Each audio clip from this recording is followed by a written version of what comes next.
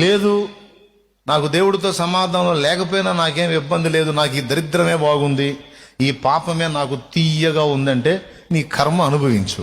Final మాత్రం పందుల దొడ్డి ఖాయం. కోర్స్ ఇప్పుడు పందులు నీకు అందుబాటులో లేకపోవచ్చు, పందులు లాంటి వ్యక్తులు కావచ్చు, పందులు లాంటి పరిస్థితులు కావచ్చు, ఆ కఠినమైన కరువు అనుభవం కావచ్చు, నువ్వైతే ఫేస్ చేసేది ఖాయం. ఓకేనా? కొంతమంది మారు మనసు పొంది మళ్ళీ తప్పిపోయారు, కొంతమంది అసలు మారు మనసులోకే రాలా.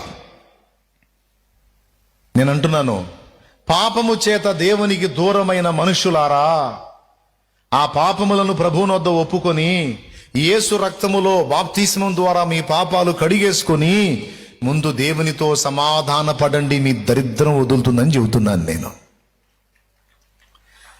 ఎందుకంటే ఉన్న దరిద్రాలన్నీ దేవునికి దూరమైనందున వచ్చినాయి.